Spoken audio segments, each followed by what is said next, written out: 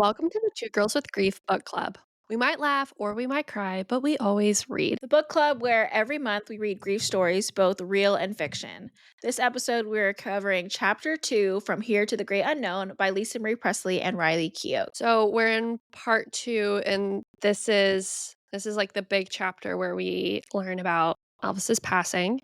And so Lisa Marie kind of covers this a little bit leading up to his health declining and him passing out and him having a lot of health issues, and kind of also alluding to the drug abuse that was happening at the time too. And I think she mentions a lot in this chapter that she was so concerned as a young child about him dying. And I don't know about you, but when I was a kid, I definitely worried about that as well, with my parents being like, if you die, what am I going to do? I'm just a kid. Yeah, I definitely felt that too, and that feeling of like, oh, that's your greatest fear. I used to, especially with my mom. It's just like, I don't know. I remember sometimes I'd call her if she didn't answer her phone. I'd call her like 20 times growing up, and she'd be like, my mom was just busy and she was working, and she was like, why are you calling me so much? And I'm like, well, you're not answering the phone. Yeah. And now that she's gone, it's just way fucking worse than you would have expected it, what you would have pictured as a kid, because you don't really even understand that feeling. Yeah, so it's just way worse when it actually happens. But I definitely related to her feeling like that was her worst fear about her dad being gone. And but yeah, it's way worse. It's way worse when it happens. Like so much worse than you would have ever pictured. And with her being, I think, like, this is such a pivotal age, like, that, like, 9 to, like, 12 age is when you're going from, like, a kid, and you're growing up so quickly, and you're about to become, like, a teenager, so you're kind of in this prepubescent age, and she just turned 9, and things are starting to make sense about life and the world, and you can kinda see, like, she's coming to terms with a lot of that, she's kind of a little less of a brat, um but then very quickly after the whole loss of her father does it, like, really kinda get blown out of proportion, where she's confused and she's lost and she's angry, and she doesn't know how to rationalize that as a child. No, and I don't think she was ever given, like, the support she needed Mhm.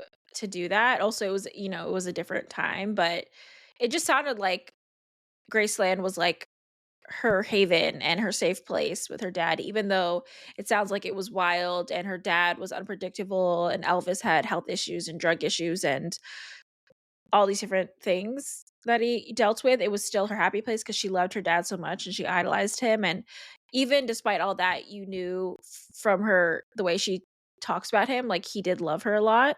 Mhm. He just was an imperfect human, which is a lot of people. And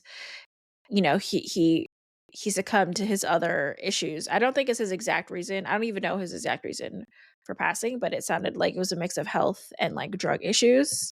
Yeah. It kind of I yeah, it doesn't say explicitly. I mean, she goes deep into the event itself of when she found out losing her dad, and her grandpa, Elvis's father, screaming, "Oh my god, he's gone," and that her reaction was running up to her room, locking the door, and being angry at the world, and she's like, "I didn't even know how to grieve." Like, nobody tells you how to grieve, like, and with her crazy family, I don't think they were thinking, like, either, "How do we help this kid go through this?" I think they were all kinda wrapped up in their own pain around it as well. Yeah, I mean, I can't imagine experiencing that at a young age and having any handle on it. I didn't have a handle on it when it happened first at like 25, 26.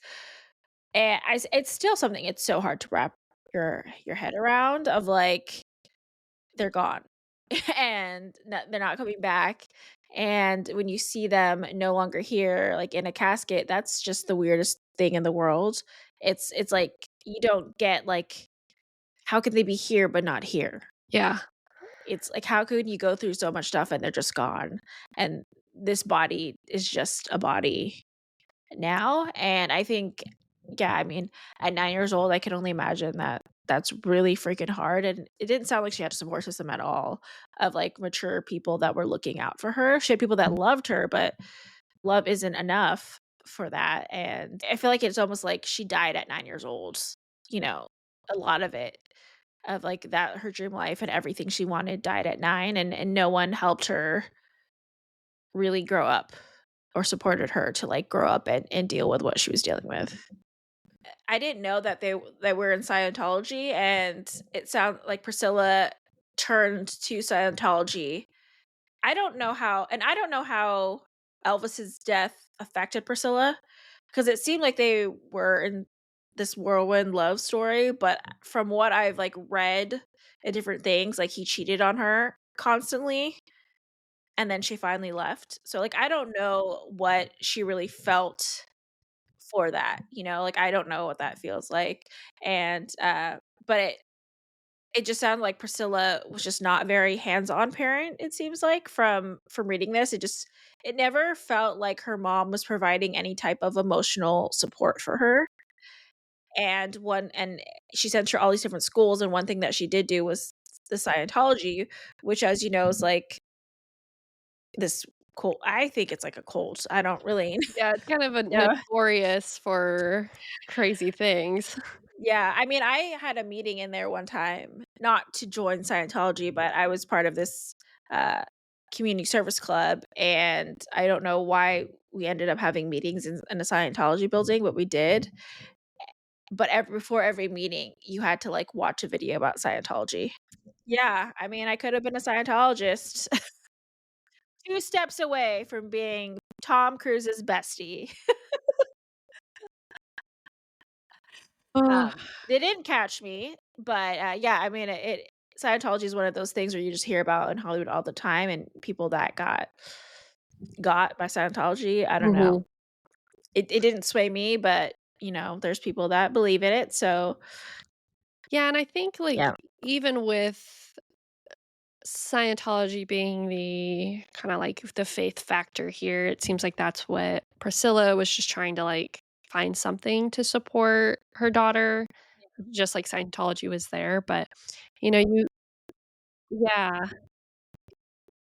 she didn't know how to deal with her. She didn't wanna know how or want to deal with her. I Yeah. mean, granted, she was really young, like, I don't know how long she started dating Elvis at 14. I don't know when she actually had her, but either way, if you're just so young, Mhm. it's like, I don't know, it's hard to have a kid when you're so young and you don't know yourself and you're in a relationship, like, I feel like it took me forever to even feel like know myself. I feel like I'm still learning and growing and Yeah. setting boundaries that I wouldn't set before, I'm still doing that, so I can't imagine at that young of an age to be doing that, but, yeah, so I don't know if it kinda seems like Priscilla just was very hands off as a parent. Yeah, and I think what is fascinating about the book is that we're talking from the perspective of both Lisa Marie Presley as well as Riley Keough, like this mother-daughter duo. And yet Priscilla is this kind of like missing piece, I think, in this story, in that, yes, we're talking about Elvis in a sense and this trickle down of the things that he was dealing with and how does that unresolved grief go from like you onto your children. But there is this, like, missing aspect of Priscilla that I think is, like, a narrative needed to complete it. I think Lisa Marie does a good job of, like, stating early on in the book, "This is how I felt about my mom. This is, like, the interactions we were having," and then later on, as she is a mother herself, begin to have empathy towards her mom and a different perspective around it.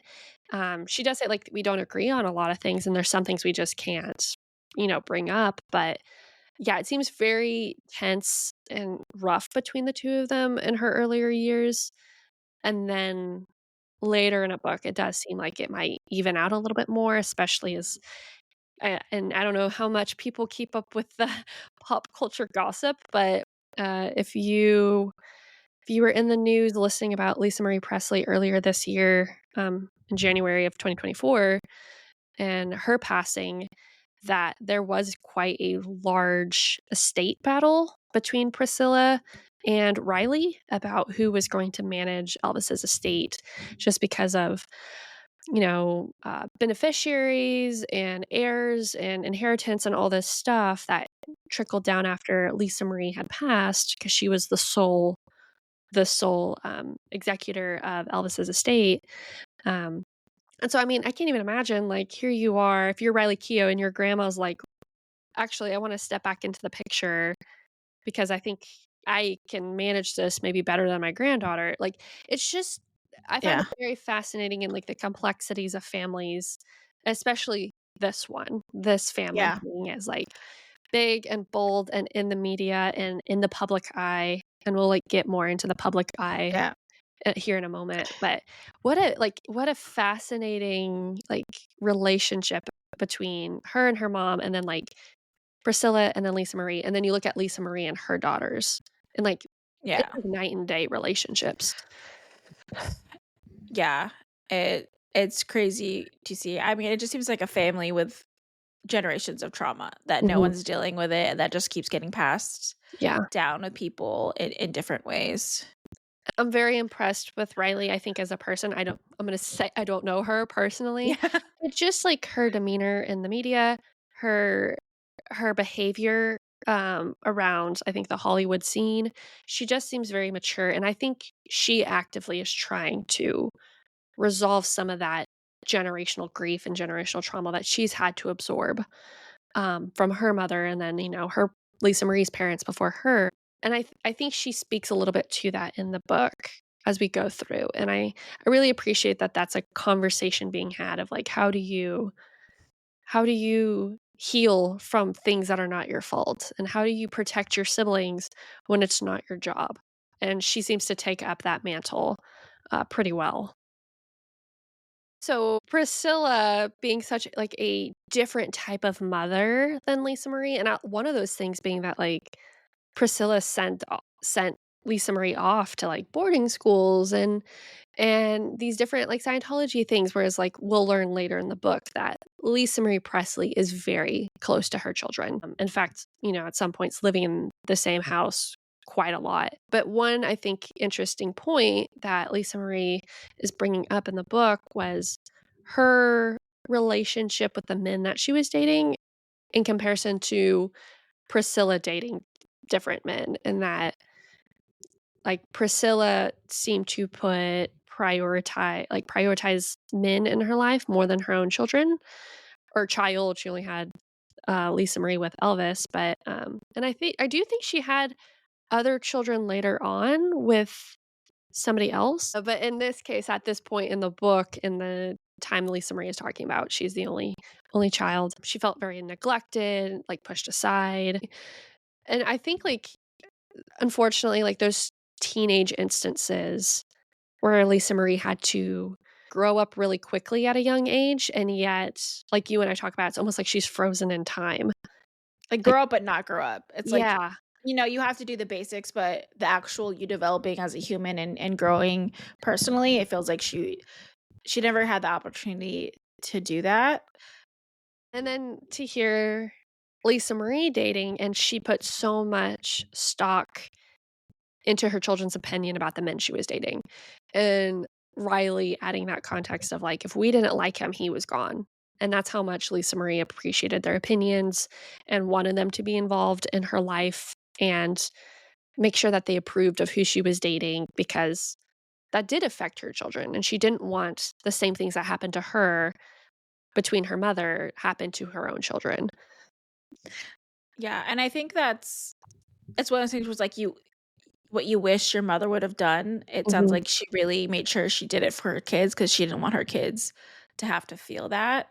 So, I mean, despite whatever she experienced, you can tell that she loved her kids and did her best. One thing that I found really interesting in this chapter was she talks about that she dreamed about Elvis twice a mhm, month or twice a year, and, like, Elvis visited her, and I feel like a lot of people have had these dreams where you almost feel like you can stop them, or, like, it feels real, like, you have this mhm, opportunity to change history, and, rewrite history, and it seems like that's what happened in the dreams where Elvis she'd be, like, trying to stop him from passing, but, he'd be like, "Oh, no, it's already happened," and I do believe, like, dreams are visits, like, that's my personal opinion, but it was interesting that she mentioned that he visited twice a year until she had her son, and I feel like that kind of brings up an interesting point of, like, does she feel like her son was almost like, a reincarnated dream, like a mhm. reincarnated soul spirit of Elvis or, like, what that means because I feel like that's interesting thing to point out and to write about in the book of just, like, it stopped or when her son, was born, but, yeah, for me, I feel like, "Okay, I'm trying to understand, like, this spiritual world. What does it mean?" Yeah, and I think to go along with her, which is very clear throughout the rest of the book that she has so much unresolved feelings and grief and around her dad. Like, there's so much things that's gonna happen throughout the rest of Lisa Marie's life that you can, like, easily stem back to, "Man, if only, like, she had a support system or a way to manage her grief," or, like, I don't know, resources that could have helped her understand what she was going through, that maybe some things in her life wouldn't have turned out the way it was, because it's that clear that Elvis's passing was so it changed her life. Like, it put her on a different course, and she became a very different person after it. Um, and what I love about the fact that Riley is able to add so much additional context in the book is that not that Lisa Marie is leaving it out, I just think she doesn't think it's important to include, or maybe that it's so vulnerable she just can't share it.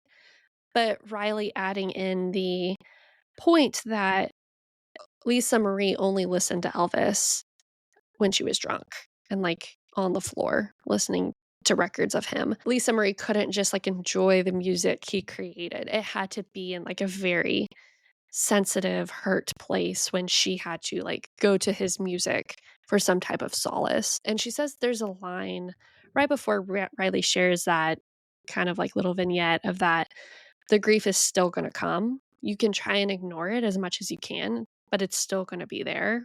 Whether you're waiting for it or not, it's gonna rear its ugly head. And so, I think in some sense, this whole book is like, warning to the rest of us grievers of, like, I mean, if you want to ignore it and push it aside and not acknowledge it, by all means, that's your right, but it's not gonna go away.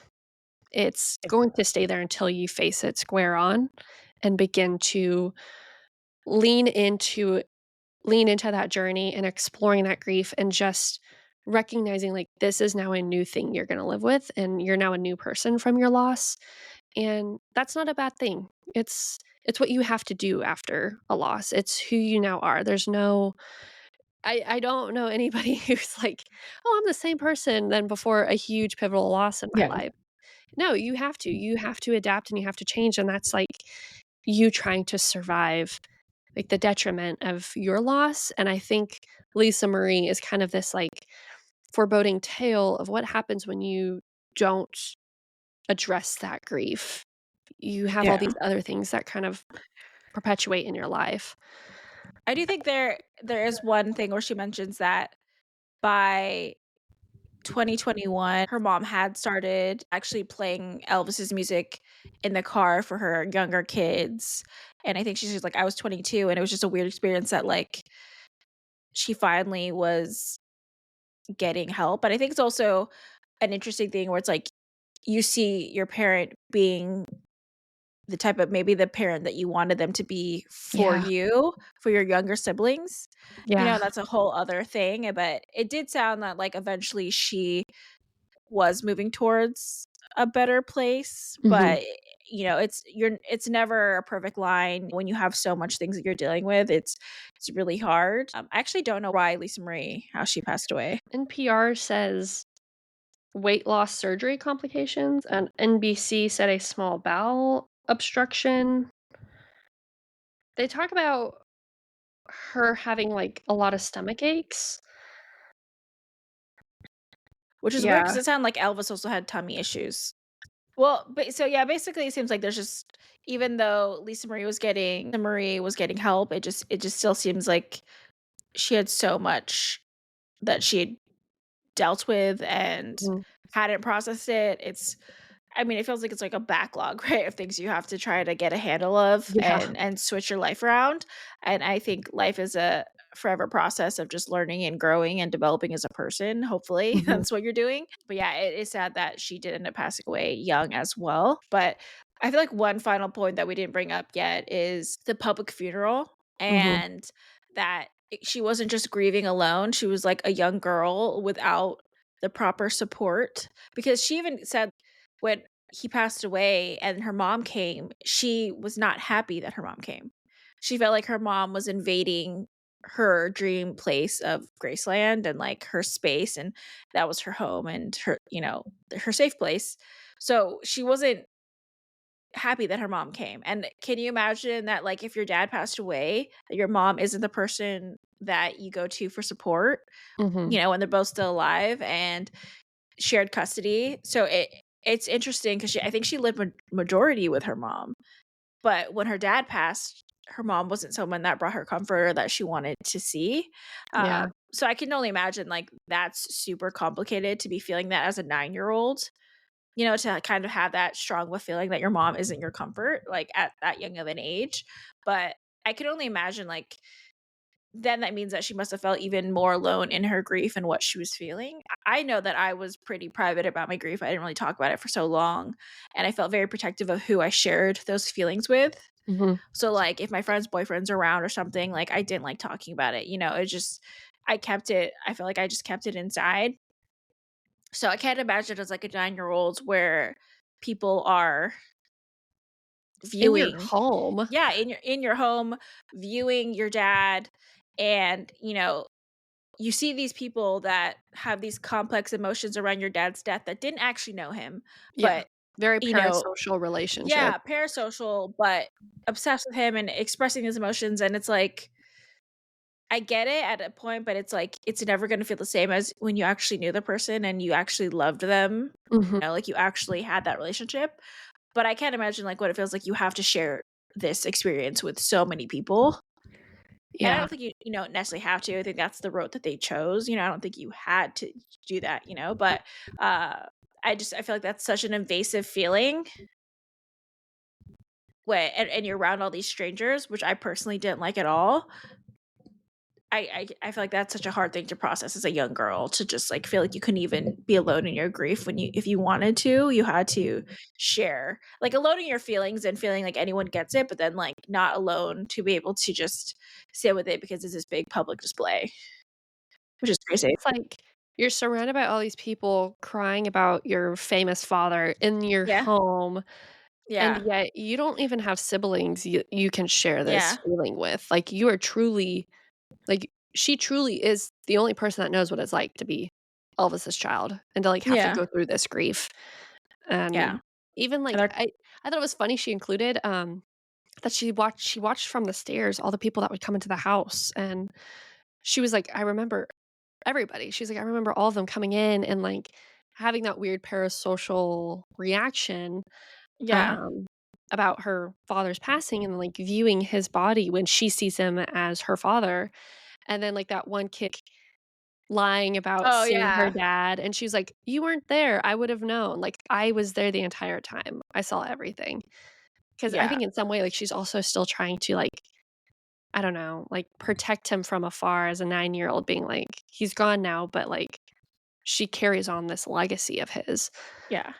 And I can't imagine, like, how stressful it is as a kid to be so worried about your dad all the time, Mhm. and that it seems like that's very prevalent through these chapters so far, that she was so worried about Elvis being sick and dying and all this stuff, and, and it happened, but and I get it's one of those things where, like, Elvis is human, but also you have a kid that is watching that and is freaking out, and it is really hard to be worrying about your parent and having to do that, and I think that I can relate to that in a sense, not as intense at all, but and just how it affects you later on of, Yeah, like, of how you feel like you need to handle things because you're so young trying to solve problems that you can't solve as a child yeah, and shouldn't have to. And I think, yeah, I mean, from her is, like, on a main stage type of way where everyone has their eyes on you, like, that's so hard to do. And your dad has this one persona outside and his other persona